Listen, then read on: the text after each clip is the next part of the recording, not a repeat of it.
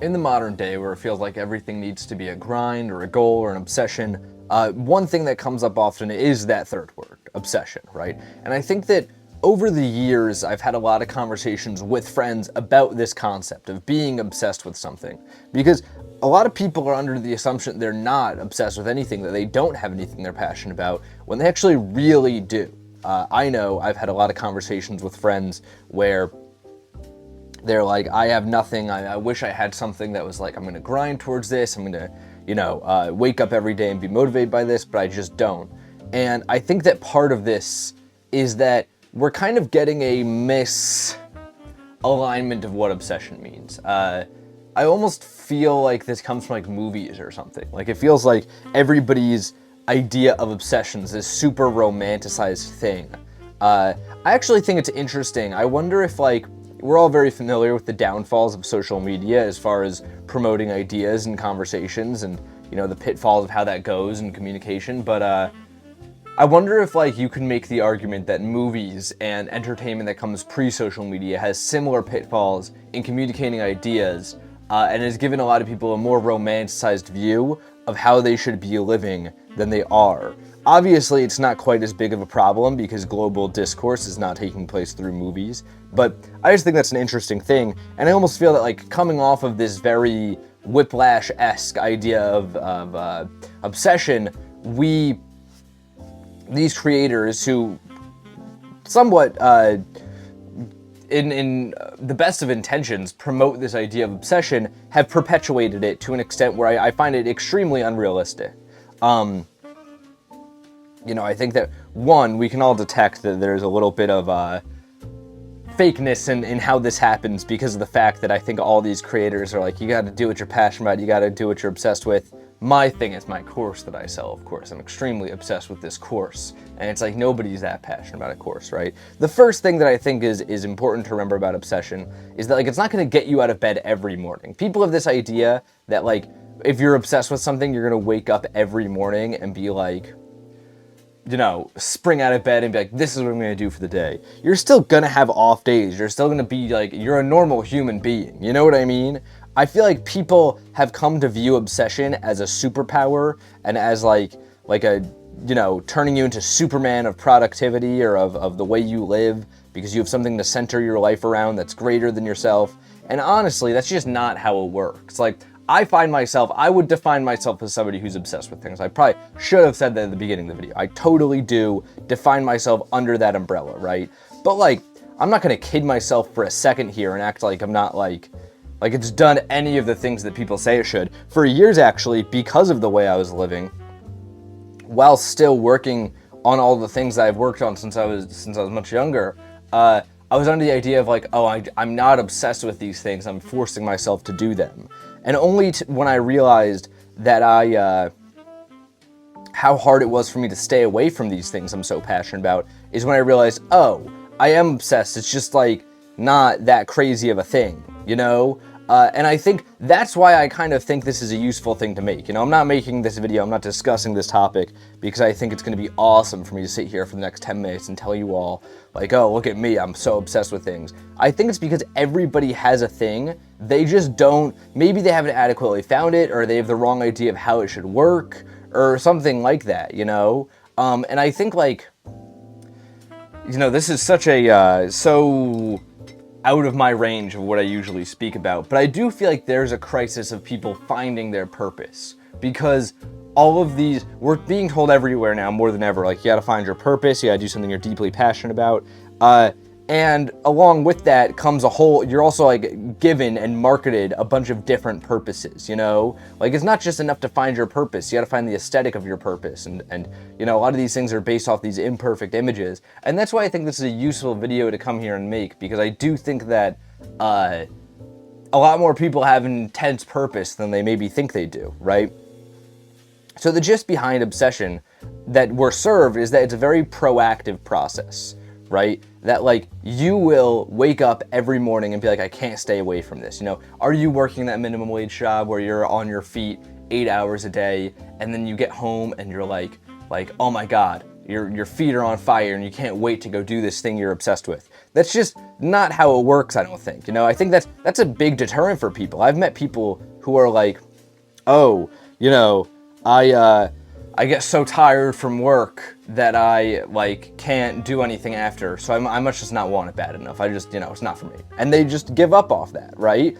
And on the one hand, I think you could make the argument like, okay, if somebody's giving up that easy, maybe they're not obsessed, right? But I wonder how much of obsession ends up being sort of this self-fulfilling cycle, right? And I'll get into that later. I'm kind of jumping ahead of myself here. We assume it to be this very proactive process, right? Of the things that it causes you to do. And it is in some sense, but I don't think that proactivity takes place under the lens that we think it does. Like, again, we have this I'm going to refer to it as Whiplash because I think that's a movie we've all probably seen. It's a very famous movie. We all have that idea of obsession of like he's slamming his hand on the alarm at 4 a.m. and he's like, I'm just going to go play the drums, right? And then, yada, yada, yada, he becomes a good drummer. He's punching the drums, he's playing till he bleeds. That's not what that looks like. Like, it's great for a movie, and I think it's given us the idea that's what everything's going to end up looking like if you really are obsessed with something. But the fact of the matter is, that's one, unsustainable, two, a really fast way to kill an obsession, right? Or not kill, but burn out from it. And three, that's just not what anybody's doing. That's unpractical, right? That's not how things actually work. I think that this is like a bad thing to pitch to people because maybe they're thinking, oh my God, I failed to wake up at 4 a.m. 5 days in a row. I don't want it bad enough. And I think that's anything that, listen, is there some truth to the idea of not wanting it bad enough and being, maybe not motivated enough, being a big roadblock for people? I think there is. I just don't think it's a useful thing to really give credence to, though. Because, like, let's say I'm sitting here and I'm like, the one thing that's right in all of this is that you might not want it bad enough if you're not going to wake up at 4 a.m., right? Maybe I could go and say that. But let's say I do say that. What does that benefit? Like, I would much rather have everybody that I know in my own personal life and stuff, like, be like, I'm going to act like I love this more than anything, and go off the assumption I am obsessed with this, and fail, then never try because they don't think they have it, right? I think that's what these algorithms and these images of things have caused a lot of people I know to do, myself included at a point. I think obsession is far less proactive than we make it out to be. I actually think it's a very inactive process. I think that it happens when you're away from things. I actually think that's where you can tell who's really obsessed and who's not. Where does your mind go, right? Like, if I put you in a white room with no windows and nothing for like a week, right? Where would your mind go after a while? You're safe, whatever, you're not thinking about the white room, like, you're just bored. If you're bored, where does your mind go? I think that's what we were probably obsessed with. Like, and that's how that's going to manifest.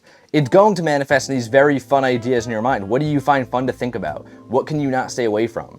The tough part about that is then you have to translate it into real work, right? Like, for an example, like, when I was a kid, I would always think in terms of, like, stories and writing and stuff like that, right?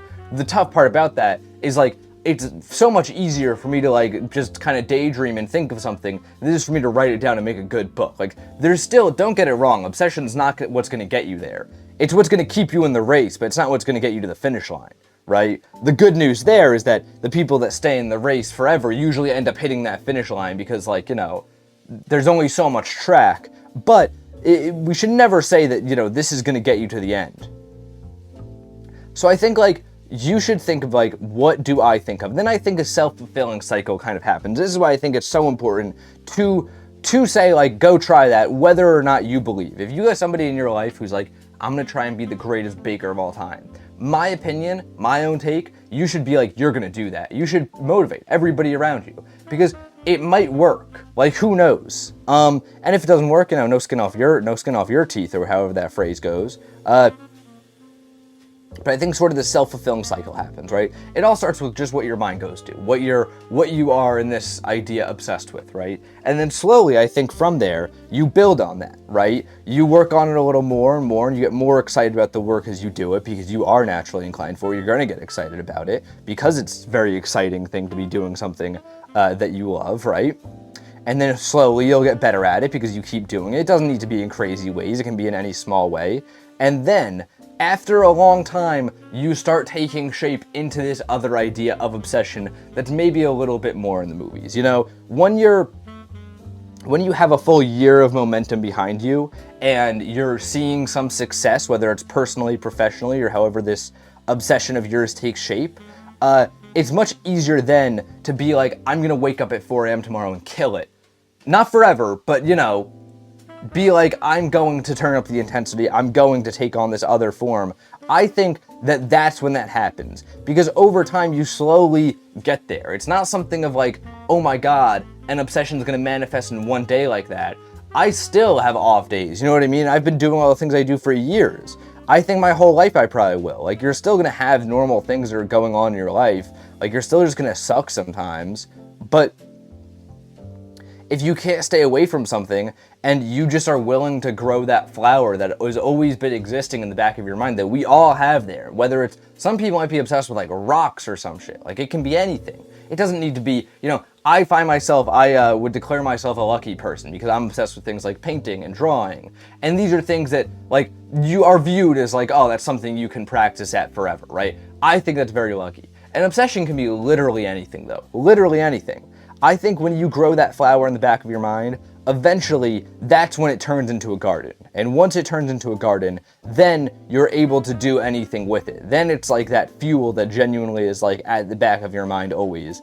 And we view as like, oh, this guy has a passion, he has an obsession. That's my 2 cents. This is the painting. I like it. It feels very summery, which I like because, you know, we're in July, guys. It's July. We're in the summertime.